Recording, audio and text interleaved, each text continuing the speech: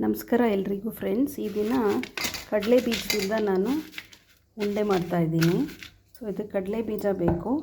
ಇದು ಬಂದು ಕುಸುಲಕ್ಕಿ ಚೆನ್ನಾಗಿ ಫ್ರೈ ಮಾಡ್ಕೊಂಡಿದ್ದೀನಿ. ಸ್ವಲ್ಪ ಕೊಬ್ಬರಿ, 1 ಕಪ್ಪಷ್ಟು ಬೆಲ್ಲನ ಬಾಣಲೆಗೆ ಹಾಕ್ಕೊಂಡು ಒಂದು ಸ್ಟವ್ ಮೇಲೆ ಇಟ್ಬಿಟ್ಟು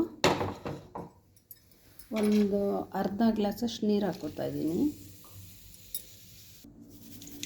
ಈಗ ಈ ಥರ ಫಿಲ್ಟ್ರ್ ಮಾಡಿಕೊಂಡು ಕಡಲೆ ಬೀಜನ ಎತ್ತಿಟ್ಕೋಬೇಕು. ಈಗ ಇದನ್ನು ಮಿಕ್ಸಿ ಜಾರ್ಗೆ ಹಾಕೋತೀನಿ. ಸೊ ಫ್ರೆಂಡ್ಸ್, ಈಗ ಒಂದು ಎಳೆ ಪಾಕ ಬಂದಿದೆ.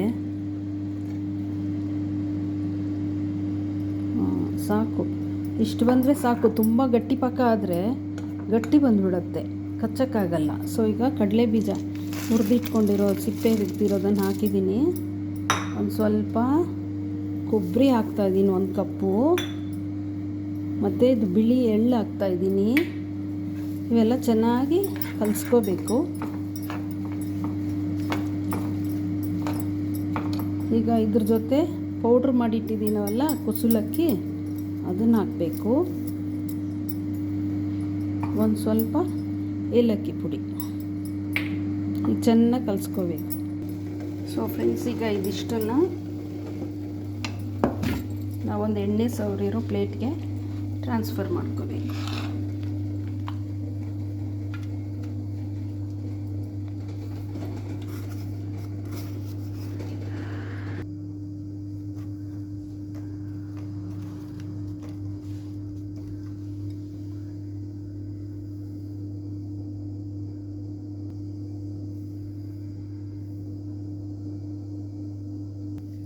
ಸೊ ಫ್ರೆಂಡ್ಸ್, ಸೂಪರಾಗಿರೋ ಕಡಲೆ ಬೀಜದ ಲಡ್ಡು ರೆಡಿ.